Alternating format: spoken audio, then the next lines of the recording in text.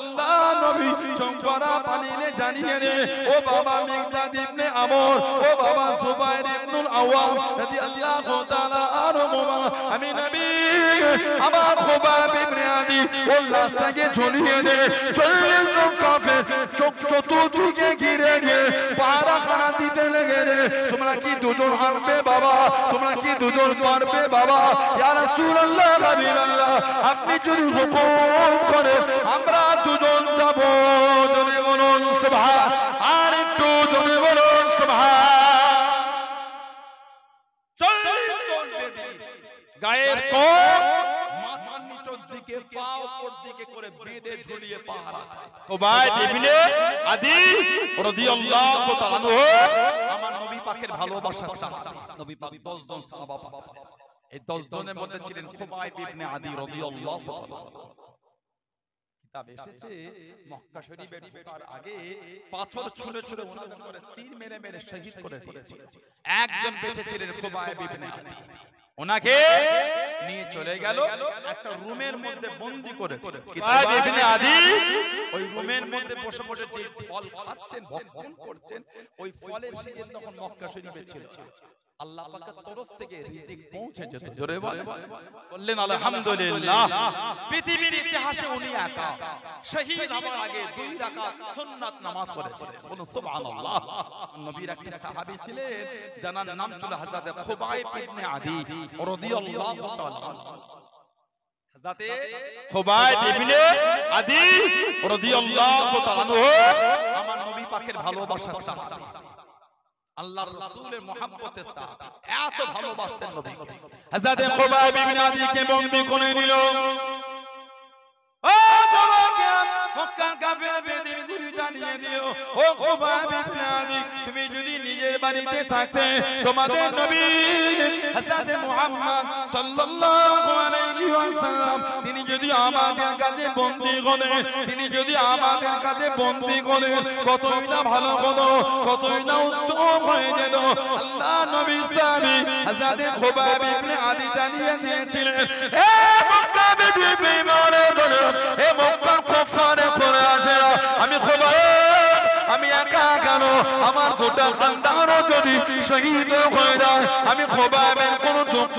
নয় আমি খুবাইবের কোনো কষ্ট নয় আমি খুবাইব একবার কেন আল্লাহ পাক যদি আমাকে অসংখ্য জীবন দিয়ে দেয় আমি খুবাইব অসংখ্যবার শহীদ হয়ে যাব আমি খুবাইবের কোনো দুঃখ নয় আমি খুবাইবের কোনো কষ্ট নয় আল্লাহ নবী হুজরা শরীফে যাবে আল্লাহ নবীর নূরের কদম শরীফে একটা কাঁটা লেগে যাবে একটা কাঁটা ফুটে যাবে আমি খুবাইব ওই শব্দখানা নিজের কানে শোনার পছন্দ করি না জনে বলুন সুবহান আর একটু জনে বলুন সুবহান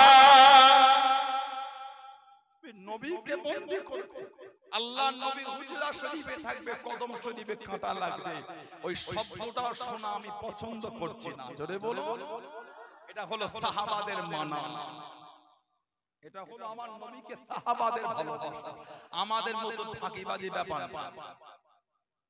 জুম্মায় মসজিদে গতকালকে দেখেছিলেন কি অবস্থা হয়েছিল কি বলে একটু লেটে মসজিদে গিয়ে মসজিদের নিচুটাই জায়গা হয় না উপরটাই উঠতে হয়েছে এই গরমে মসজিদের দোতলায় নামাজ পড়া মানে কঠিন ঠিক বলছে না ভুল বলছে জমা এত ভিড় হয়েছে মসজিদের নিচে নয় উপরে উঠতে হয়েছে কিছু কিছু মসজিদের বাইরে নামাজ পড়ে বিচরণ মসজিদের বাইরে নামাজ পড়ে বিচরণ হলে কি হবে আসল জায়গায় একই অবস্থা সমাজে মদের আড্ডাও কমে না তাসের আড্ডাও কমে না জুয়ার আড্ডাও কমে না সাতটার আড্ডাও কমে না সুদের ব্যবসাও কমে না যা ছিল তাই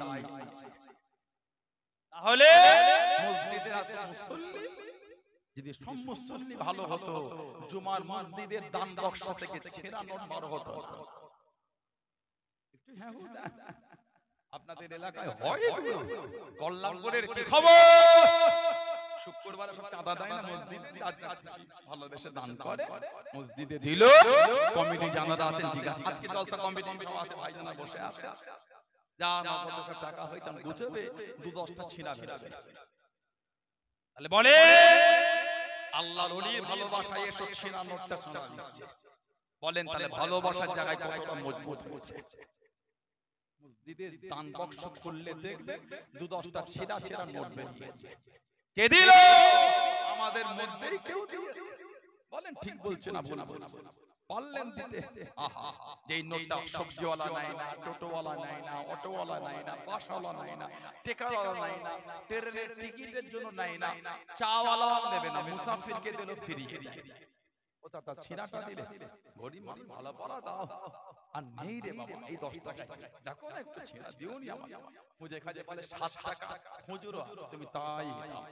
7 টাকার দাম বেশি না 10 টাকার দাম? 7 টাকার দাম বেশি। কত? 10 টাকা। 3 টাকা লস হোক, ছিনা নেব। 3 টাকা লস হোক। যেই নোটটা কেউ নাই না, ওটা ঘুরিয়ে ঘুরিয়ে ম্যানি ব্যাগের সাইডে রেখে দিয়ে শুক্রবারে মসজিদে দিব। আহা, হাসি লাগছে, আপনাদেরও লাগছে, আমাকেও লাগছে। সূক্ষ্ম জায়গা থেকে ভেবে দেখেন তো, কিয়ামতে যদি আল্লাহ আমাদের নামাজ, রোজা, হজ, যাকাত, তাসবিহ, তেলাওয়াত ফিরিয়ে দেন, এ নামাজ, এ রোজা, এ হজ, এ যাকাতে তোমার নসিবে নাজাত না, ভালো কিছু পেলে জোগাড় করে আর মনে হয় আপনাদের কিয়ামতে ভালো ভালো আমল জোগাড় করতে পারবো? বলেন তো পারবেন বলে মনে হয়? তাহলে পারলে ছেঁড়া নোটটা মসজিদে দিতে, এগুলো আমাদের উচিত না।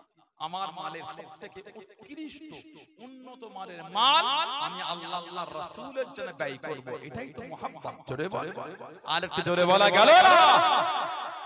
যেমন নিজের বাচ্চাটাকে ভালোবেসে মাইনে পেলে দেখলেন সবথেকে চকচকে ভালো নোট পরিষ্কারটা কোনটা, ওইটা আলাদা করে রেখেছেন। কেন? বাড়িতে এসে বাচ্চাটাকে মাথায় চুমুকে, আব্বা তুমি এটা রাখো, সুন্দর নোট তুলে রাখবে, খরচ করুন আব্বা। চকচকে নোটটা ছেলের ভালোবাসায় দিলে, ছেলের ভালোবাসা বেশি না আল্লাহ রাসূলের ভালোবাসা বেশি? আল্লাহ রাসূলের যদি ভালোবাসা বেশি হয় তাহলে মসজিদে ছেঁড়া নোটটা দিল কারা?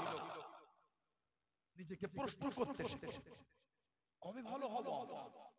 হযরতে খুবাইব ইবনে আদি রাদিয়াল্লাহু তাআলা, আল্লাহর নবী 10 জন সাহাবার একটা দল মক্কা শরীফে পাঠালেন। কেন? দ্বিতীয় হিজরিতে বদরের যুদ্ধ হয়েছে। এই বদরের যুদ্ধের পরে মক্কা শরীফ থেকে কিছু মানুষ মদিনা শরীফে এসে নবীকে বলেছিলেন, হুজুর আমরা কিছু মানুষ মক্কা শরীফে মুসলমান হই, মুসলমান কিছু পাঠাতেন, আমাদের করে গিয়ে দ্বীনের শিক্ষা দিত। নবী পাক 10 জন সাহাবা পাঠালেন। এই 10 জনের মধ্যে ছিলেন খুবাইব ইবনে আদি রাদিয়াল্লাহু তাআলা। কিতাব এসেছে মক্কা শরীফে ঢোকার আগে পাথর ছুঁড়ে ছুঁড়ে ওনাদের করে তীর মেরে মেরে শহীদ করে দিয়েছে। একজন বেঁচে ছিলেন খুবাইব ইবনে আদি, ওনাকে নিয়ে চলে গেল একটা রুমের মধ্যে বন্দী করে। কিতাব এসেছে মাঝে মাঝে যখন যেত কুরাইশের নেতারা ওই রুমটার উকি মেরে দেখতো বেমৌসম ফল বসে বসে খাচ্ছে। জোরে বলো, বেমৌসম মানে যেই ফলের সিজন। আপনি কল্যাণপুর বাজারে যান, গিয়ে দেখবেন আম বিক্রি হচ্ছে, হবে না? আজ থেকে 4 মাস আগে আম বিক্রি হয়েছিল, তখন কিন্তু সিজন ছিল না। আপনি এখন বাজারে গেলে কুল পাবেন, কুল বয়ের বয়ে পাবেন। আজ থেকে 3 মাস আগে কুল বিক্রি হয়েছে। এখন যদি কল্যাণপুর বাজারে কুল বিক্রি হয় একটু অবাক হবেন না? মাল মনে হয় কেন? এখন সিজন না, ঠিক না ভুল বলছি? খুবাইব ইবনে আদি ওই রুমের মধ্যে বসে বসে যে ফল খাচ্ছেন, ভক্ষণ করছেন, ওই ফলের সিজন তখন মক্কা শরীফে ছিল। আল্লাহ পাকের তরফ থেকে রিজিক পৌঁছে যেত। জোরে বললেন আলহামদুলিল্লাহ। পৃথিবীর ইতিহাসে উনি একা শহীদ হওয়ার আগে 2 রাকাত সুন্নাত নামাজ পড়েছিলেন। বলুন সুবহানাল্লাহ। হুজুরকে নিয়ে গেল, হাজার হাজার মানুষ ফাঁসি দেবে, শহীদ করে দেবে। জিজ্ঞাসা করছেন আশা কিছু আছে? উনি বলে আশা আমার এটাই, সুযোগ যদি পেতাম 2 রাকাত নামাজ পড়তাম। বলুন না সুবহানাল্লাহ। 2 রাকাত নামাজ পড়ে সালামটা ফিরিয়ে বলছেন মনটা চাইছিল নামাজ অনেক লম্বা করতে। আমি যদি অনেকক্ষণ ধরে নামাজ পড়তাম তোমরাই তো বলা কাও করতে মরণের ভয়ে নামাজ লম্বা করেছে। আমি যে মরণ ভয় করি না, আমি যে আমার আল্লাহকে ভয় করি। বলুন সুবহানাল্লাহ। আমাদের তো আবার ঠিক উল্টো। তারাবির নামাজে ইমাম দেরি করলে নামাজ পড়ে বার হলেই কঠিন অবস্থা, 10 জন ছেকে ধরেছে। ইমাম সাহেব তাড়াতাড়ি পড়া, এই যা শুরু করেছে কোমর আর পা থাকলো। লা হাওলা ওয়ালা কুওয়াতা ইল্লা বিল্লাহ। 3 ঘন্টা দাঁড়িয়ে ফুটবল খেলা দেখতে পেরেছেন, কোমর যন্ত্রণা নাই, পায়ের যন্ত্রণা নাই। 1.5 ঘন্টা তারাবি নামাজ পড়লে কোমরের ব্যথা, পায়ের ব্যথা। কোমর আর হাঁটুর ব্যথা না, ওগুলো আমাদের ঈমানের ব্যথা, ওগুলো আমাদের ঈমানের ব্যথা। 3 ঘন্টা দাঁড়িয়ে ফুটবল খেলা দেখলেন, অস্বস্তি হলো না তো? বাড়ি ফেরার সময় বললেন আবার আরো আধ ঘন্টা হলে ভালো হতো। যে খেলা শুরু হয়েছে নাইজেরিয়ার, ওটা তো খেলা দেখাতেই পারতো না, তো শর্ট টাইমে খেলা হয়। 3 ঘন্টা খেলা দেখো যে এত শর্ট টাইমে খেলা হয় না। নাইজেরিয়াদের পায়ের কাজ শুরুই হয়, দেখেছেন? 3 ঘন্টা দাঁড়িয়ে কমজোর হচ্ছে না। 1.5 ঘন্টা নামাজে দাঁড়ালে আজকে কোমরে ব্যথা ধরে গেছে, এই ব্যথার ওষুধ খেতে হবে। নাউজুবিল্লাহ বলা। এই যে 1.5 ঘন্টা তারাবি পড়েছি, 1.5 ঘন্টার মধ্যে আধ ঘন্টা বসে আছে কেন? তাশাহুদ পড়েছি, দরুদ ইব্রাহিম পড়েছি, দোয়া মাসুদ পড়েছি, সালাম ফিরিয়েছি, দোয়া পড়েছি, মুনাজাত করেছি। হিসাব করে দেখবেন আধ ঘন্টা বেশি বসেই কেটে যায়। হিসাব করে দেখবেন আধ ঘন্টার বেশি বসেই কেটে গেল। তারপরে ইমামকে বলে তাড়াতাড়ি পড়ো, মানে ওগুলো আমাদের কোমরের আর হাঁটুর ব্যথা না, ওগুলো আমাদের ঈমানের ব্যথা। হুবাইব ইবনে আদি 2 রাকাত নামাজ তাড়াতাড়ি করে পড়ে বলছেন, মনটা চাইছিল নামাজ লম্বা করতে। আমি যদি অনেক ধরে পড়তাম, তোমরাই তো বলতে মরণের ভয়ে নামাজ লম্বা করছো। না না, আমি যে মরণ ভয় করি না, আমি আমার আল্লাহকে ভয় করি। জোরে বলো, জোরে বলা গেল না? হুজুরকে শহীদ করে কিতাব এসেছে, পা দুটো এক জায়গায় বেঁধে মক্কা শরীফে যারা হজ বা উমরা করেছেন জানেন, মসজিদে আয়েশা বলে একটা জায়গা আছে। করা জানে ইহরাম করতে যায়, কাবা শরীফ থেকে বের হলে আয়েশা আয়েশা আয়েশা করে হাঁকে মসজিদে আয়েশা বলে না বাপজান, 2 রিয়াল 3 রিয়াল 5 রিয়াল করে দেয়। ওখানে গিয়ে ইহরাম করে 2 রাকাত নামাজ পড়ে কাবা শরীফে এসে তওয়াফ করা হয় উমরার জন্য। মসজিদে আয়েশা ওই পাশটাই হলো তানঈম, একটা কাটেতে মাথাটা নিচের দিকে, পা দুটো এক জায়গায় করে দড়ি দিয়ে বেঁধে ওনাকে ঝুলিয়ে দিল। আহা, 40টা কাফের ঘিরে ঘিরে পাহারা দিচ্ছে। আল্লাহ নবী নববী শরীফে ওয়াজ করেন, ও জওয়ানেরা, আল্লাহ নবী সাল্লাল্লাহু আলাইহি ওয়াসাল্লাম সাহাবাদের নিয়ে ওয়াজ করেন, সাহাবাদের নিয়ে বয়ান করেন। আল্লাহ নবী ওয়াজটাকে বন্ধ করে চোখ ভরা পানি নিয়ে কেঁদে কেঁদে জানিয়ে দেন, কেঁদে কেঁদে শুনিয়ে দেন, ও বাবা সাহাবা, আমি নবী আমার খুবাইব ইবনে আদি রাদিয়াল্লাহু তাআলা আনহু শহীদ হয়ে গিয়েছে, তাকে শহীদ করে দিল। মাথাটা নিচের দিকে, পা দুটো গোপন থেকে তাকে ছড়িয়ে দিয়েছে।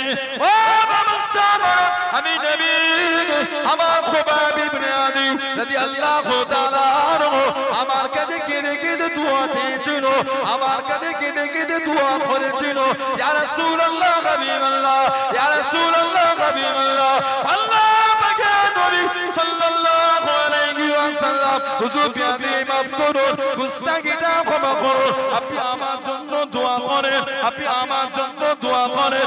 আমার মাথার খলিতে জানো কাফেররা শরাব না পান করে রায়, আমার মাথার খলিতে জানো কাফেররা শরাব না পান করে রায়। আল্লাহ নবী চোখরা বানিয়ে কেঁদে কেঁদে জানিয়ে দেন, ও বাবা সাহাবা, তোমাদের মধ্যে কেউ কি আছো বাবা? আমি নবী আমার খুবাইব ইবনে আদি ওর লাশটাকে আনবে বাবা, ওর লাশটাকে আনবে বাবা। হযরত মিকদাদ ইবনে আমর, হযরত জুবাইর ইবনুল আওয়াম রাদিয়াল্লাহু তাআলা আনহুমা দুজন সাহাবা দাঁড়িয়ে গেলেন, ইয়া রাসূলুল্লাহ হাবিবাল্লাহ, আল্লাহ পাকের নবী হুজুর আমরা দুজন যাব। আল্লাহ নবী চোখরা পানিতে জানিয়ে দে, ও বাবা মিকদাদ ইবনে আমর, ও বাবা জুবাইর ইবনুল আওয়াম রাদিয়াল্লাহু তাআলা আনহুমা, আমি নবী আমার খুবাইব ইবনে আদি ওর লাশটাকে ঝুলিয়ে দে। 40 জন কাফের চোখ চতুর্দিকে ঘিরে নিয়ে পাহারাখানা দিতে লেগে রে, তোমরা কি দুজন আনবে বাবা? তোমরা কি দুজন পারবে বাবা? ইয়া রাসূলুল্লাহ হাবিবাল্লাহ, আপনি যদি হুকুম করেন আমরা দুজন যাব। জোরে বলুন সুবহান, আর একটু জোরে বলুন সুবহান। 40 জন বেদী গায়ের কোট মাথার নিচের দিকে, পা উপর দিকে করে বেঁধে ঝুলিয়ে পাহারা দেয়। হযরত মিকদাদ ইবনে আমর আর হযরত জুবায়ের ইবনুল আওয়াম রাদিয়াল্লাহু তাআলা এই দুজন সাহাবা দাঁড়িয়ে কে মিকদাদ ইবনে আমর মক্কা শরীফে প্রকাশ্য সপ্তম 7 নম্বর দ্বীনকে কবুল করেছিলেন। জোরে বলুন, মক্কা শরীফে প্রকাশ্য দ্বীন কবুলের ক্ষেত্রে 7 নম্বর ছিলেন হযরত মিকদাদ ইবনে আমর রাদিয়াল্লাহু তাআলা। আল্লাহ নবী দ্বীনের জন্য বার হয়ে গেলেন। আল্লাহ নবী ইসলামের প্রথম যুদ্ধে চলে গেলেন, বদরের জমিনে চলে গেলেন। মাত্র 314 জন সাহাবা আল্লাহ নবী সেজদায় পড়ে জার জার হয়ে গেলেন, চোখে পানি ফেলে ফেলে গেলেন। ও নবী আল্লাহ, আজকে দিনে যদি উড়ে যায়, আজকে দিনে যদি উড়ে যায়, ইসলাম মানার কেউ থাকবে না, কলেমা মানার কেউ থাকবে না। আল্লাহ আপনার ওয়াহদানিয়ত মানার কেউ থাকবে না, আমি নবী আমাকে মানার কেউ থাকবে না, ইসলামে ঝান্ডা ধরার কেউ থাকবে না। ও আল্লাহ, আজকে দিনে যদি গেলে যায় আর ইসলাম মানার কেউ থাকবে না। আল্লাহ আজকে দিনে যদি গেলে যায় কলেমা শরীফ পড়ার কেউ থাকবে না। ও আল্লাহ নবীর পাশে দেখি দাঁড়িয়ে গেলেন, আল্লাহ নবীর কাছে দেখি দাঁড়িয়ে গেলেন। ইয়া রাসূলুল্লাহ হাবিবাল্লাহ, ইয়া রাসূলুল্লাহ হাবিবাল্লাহ, আল্লাহ পাকের নবী হুজুর আপনি কাঁদবেন না, হুজুর আপনি কাঁদবেন না। ইয়া রাসূলুল্লাহ হাবিবাল্লাহ, আল্লাহ পাকের নবী আমরা আপনাকে মুসা নবীর উম্মতের মতন বলবো না। ও নবী মুসা, আপনি আর আপনার আল্লাহ ফিরাউনের বিরুদ্ধে যুদ্ধ করেন, আপনি আর আপনার আল্লাহ ফিরাউনের বিরুদ্ধে যুদ্ধ করেন। আল্লাহ পাকের নবী মিকদাদ ইবনে আমর জানিয়ে দিলাম, শরীরের মধ্যে এক ফোঁটা রক্ত থাকে আমরা আপনার সাহাবা আপনাকে রেখে যাব না। জোরে বলুন সুবহান, আর একটু জোরে বলুন সুবহান। হুজুর আপনি কাঁদবেন না, হুজুর কান্না বন্ধ করুন। আমরা আপনাকে মুসা নবীর উম্মতের মতন বলবো না। মুসা নবীকে ওনার উম্মতরা বলেছিল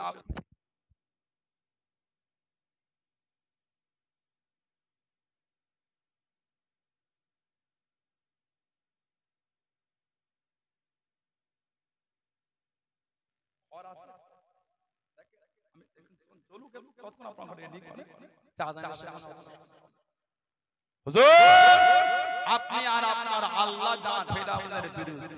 মিকদাদ ইবনে আমর বলছে হুজুর আমরা আপনাকে এটা বলবো না, হুজুর শরীরের মধ্যে এক ফোঁটা রক্ত থাকতে আপনাকে রেখে যাচ্ছি না। বলুন না সুবহানাল্লাহ, জোরে বলা গেল না সুবহানাল্লাহ। সাহাবাদের জীবনী পড়লে বুক ফেটে যায়। আমার নবীর একটা সাহাবী ছিলেন হযরত আব্দুর রহমান ইবনে আউফ রাদিয়াল্লাহু তাআলা। হযরত আব্দুর রহমান ইবনে আউফ রাদিয়াল্লাহু তাআলা এত জমিদার ছিলেন মক্কা শরীফে, এত ধনী, সব ছেড়ে দিয়ে 40 জনের কাফেলা মদিনা শরীফে চলে গেলেন। 40 জন কাফেলা, ওনাকে বলা হয় সাহিবুল হিজরাতাইন, দুই হিজরাতের অধিকারী। সাহিবুল হিজরাতাইন, দুই হিজরাতের অধিকারী হযরত আব্দুল্লাহ ইবনে আউফ রাদিয়াল্লাহু তাআলা। উনি ইসলামের প্রথম হিজরত ছিল আবিসিনিয়া, হাবশায় উনি গিয়েছিলেন। ওখান থেকে ফিরে উনি আবার মদিনা শরীফে গেলেন 40 জনের কাফেলা। সাহিবুল হিজরাতাইন, ওনার সম্পত্তি মাল সব মক্কা শরীফে রেখে উনি নিঃস্ব অবস্থায় মদিনা শরীফে গেলেন। আবার ব্যবসা শুরু করলেন। কিতাব এসেছে উনি যেই পাথরটাই তুলতেন ওই পাথরের নিচেই সোনা পেতেন। বলুন না সুবহানাল্লাহ। যেই পাথরটা উঠাতে ওই পাথরের নিচেই সোনা পেতেন, সোনা গোল্ড। হযরত আব্দুল্লাহ ইবনে আউফ রাদিয়াল্লাহু তাআলা যখন পাথর উঠাতেন নবী পাকের উপর দরুদ শরীফ পড়ে নবীর ওসিলা দিয়ে পাথর তুলতেন। উনি যখন ইন্তেকাল হয়েছিলেন এত সোনা গোল্ড রেখে গিয়েছিলেন, ওনার আত্মীয়দের মধ্যে সোনাটা কেটে কেটে কেটে কেটে বন্টন করা হয়েছিল। জোরে বলুন না সুবহানাল্লাহ। উহুদের যুদ্ধে ওনার শরীরের মধ্যে 21 থেকে 23 জায়গায় তীর আর তলোয়ারের আঘাত হলো, 21 থেকে 23 জায়গায়। তারপরও নবী পাককে ঘিরে রেখেছেন, হুজুর শহীদ হয়ে যাব, আপনাকে রেখে হুজুর আমরা যাব না। বলুন না সুবহানাল্লাহ। এটা হলো সাহাবাদের ভালোবাসা। হযরত জুবায়ের ইবনে আওয়াম রাদিয়াল্লাহু তাআলা যেদিন আবু বকর সিদ্দিক রাদিয়াল্লাহু আনহু মুসলমান হলেন, পরের দিনে গিয়ে উনি মুসলমান হয়েছিলেন। 15 বছর বয়সে মুসলমান, জানার হাতে পায়ে দড়ি বেঁধে উত্তপ্ত গরম বালুতে শুইয়ে রাখত। তারপর মক্কার নিষ্ঠুর পাষাণীরা শহীদ হয়ে যাব, অন্তর থেকে মানে নূর তোরা মুছতে পারবে না। বলুন না সুবহানাল্লাহ। এত মানতেন জুবাইর ইবনে আওয়াম রাদিয়াল্লাহু তাআলা, এত ক্ষমতা আল্লাহ ওনাকে দিয়েছিলেন। একদিকে একা, একদিকে 1000, একদিকে একা, একদিকে 1000, আল্লাহ পাক ওনাকে একাই জয়ী করে দিতেন। জোরে বলো, বললেন আলহামদুলিল্লাহ। হযরতে জুবাইর ইবনে আওয়াম, এই দুজন সাহাবা উঠে দাঁড়ালেন, হুজুর আমরা যাব। নবী বলেন তোমরা যাবে, 40 জন জামা খুবাইব ইবনে আদিকে পাহারা দিতে আনতে পারবে? ইয়া রাসূলুল্লাহ সাল্লাল্লাহু আলাইহি ওয়াসাল্লাম, হুকুম যদি আপনি করেন হুজুর আমরা দুজন যেতে রাজি আছি। বলুন না সুবহানাল্লাহ। কিতাবে এসেছে রাত্রিরে সফর করতেন, দিনে লুকিয়ে থাকতেন। এই করে করে মক্কা শরীফের তানঈমের কাছে চলে গেলেন। দূর থেকে দেখতে পাচ্ছেন খুবাইব ইবনে আদি রাদিয়াল্লাহু তাআলা লাশটা ঝুলছে, মাথা নিচে থেকে পা দুটি উপর দিকে। আহা, কি নিষ্ঠুর ভাবে ওনাকে শহীদ করেছে নবী পাকের সাহাবী খুবাইব ইবনে আদি রাদিয়াল্লাহু তাআলা। আল্লাহ পাকের হুকুম, এই 40 জন মক্কার কুরাইশ একসাথে জমিনে বেহুশ হয়ে গেল। জোরে বলো, আর একটু জোরে বলা গেল না? হযরত মিকদাদ ইবনে আমর চলে গেলেন, হযরত জুবাইর ইবনে আওয়াম চলে গেলেন, ওনার লাশটাকে খুলে নামিয়ে ঘোড়া পিঠে তুলে নিয়ে দুজনে মক্কা শরীফ থেকে মদিনা শরীফে রওনা হয়ে গেলেন। ও যুবক, কিছুক্ষণ পরে 40 জনের হোশখানা ফিরে গেল। ওনার লাশটাকে দেখতে পেল না, ওনার লাশটাকে নজরে পেল না। ঘোড়ার পায়ে ছমতে গিয়ে পিছনে বার হয়ে গেল, কাছে কাছে পৌঁছে গেল, কাছে কাছে পৌঁছে গেল। ও যুবক, আল্লাহ পাকের হুকুমে আল্লাহ নবী সাল্লাল্লাহু আলাইহি ওয়াসাল্লামের নূরে জামান শরীফে আওয়াজখানা ভেসে ভেসে আসে। ও বাবা মিকদাদ ইবনে আমর, ও বাবা জুবাইর ইবনে আওয়াম রাদিয়াল্লাহু তাআলা আনহুমা, আমি নবী আমার খুবাইব ইবনে আদি আমার কাছে কেঁদে কেঁদে দোয়া চেয়েছিল। ইয়া রাসূলুল্লাহ হাবিবাল্লাহ, ইয়া রাসূলুল্লাহ হাবিবাল্লাহ, আল্লাহ পাকের নবী হুজুর আপনি আমার জন্য দোয়া করেন, আমার মাথার খলিতে যেন কাফেররা শরাব না পান করে রায়, আমার মাথার খলিতে যেন কাফেররা শরাব না পান করে রায়। আল্লাহ নবী নূরে জামান শরীফের আওয়াজ ওনাদের কানেতে পৌঁছে যায়। ও বাবা মিকদাদ ইবনে আমর, ও বাবা জুবাইর ইবনে আওয়াম রাদিয়াল্লাহু তাআলা আনহুমা, আমি নবী আমার খুবাইবের লাশটা জমিনে নামিয়ে দাও, নিচে নামিয়ে দাও। ওরা যদি আবারও পেয়ে যায়, আবারও লাশটা নিয়ে চলে গিয়ে আবারও চলিয়ে যাবে। আমার খুবাইব আমার কাছে কেঁদে কেঁদে দোয়া চেয়েছে, ওর লাশটাকে জমিনে নামিয়ে দাও, ওর লাশটাকে নিচে নামিয়ে দাও। হযরত খুবাইব ইবনে আদি রাদিয়াল্লাহু তাআলা আনহুকে নিচে নামিয়ে দেয়া হলো। আল্লাহ পাকের হুকুমে জমিন খানা ফেটে গিয়েছিল, হুজুরের লাশ খানা জমিনের নিচে চলে গেল। আল্লাহ পাকের হুকুমে জমিন খানা আবারও লেগে গেল। জোরে বলুন সুবহান, আর একটু জোরে বলুন সুবহান। কোথায় রাস্তায়, কোথায় নবী পাক মদিনা শরীফ, ওখান থেকে নবী পাকের নূরে জাবান শরীফ শুনতে পাচ্ছে। মিকদাদ ইবনে আমর, জুবাইর ইবনে আওয়াম, আমার খুবাইবের লাশটা নিচে ছেড়ে দাও। ও যে আমার কাছে কেঁদে কেঁদে দোয়া করেছিল, হুজুর দোয়া করেন আমার মাথার খুলিতে যেন মক্কার কুরাইশরা মদ না পান করে শরাব। নবী পাক বলছেন ওর লাশটা নিচে ছেড়ে দাও।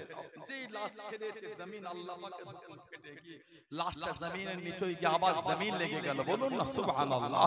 আর একটা বর্ণনা, যখন লাশটা নিয়ে মদিনা শরীফে যাচ্ছে, পিছনে দেখেন কাফের মক্কার কুরাইশরা কাছে কাছে চলে এসেছে। তারা হুড়ো করে ঘোড়ার পিঠ থেকে লাশটা নামিয়ে একটা গাছেতে হেলান দিয়ে ঘুরে দেখে যেই লাশ দেখছে লাশ না, ওনারা দুজন বললেন আমাদের যেন মনে হলো লাশটা যখন গাছে হেলান দিয়ে মুখটা ঘোরালাম, আমাদের যেন মনে হলো জমিনটা ফেটে গিয়ে লাশটা জমিনের নিচেই চলে গিয়ে জমিনটা অটোমেটিক লেগে গিয়েছিল। জোরে বলো, আর একটু ভালোবাসায় বলা গেল না?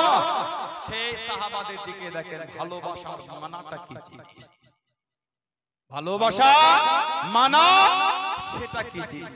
দাবি করার লোক অনেক, শুধু দাবি করে উড়ালে হয়।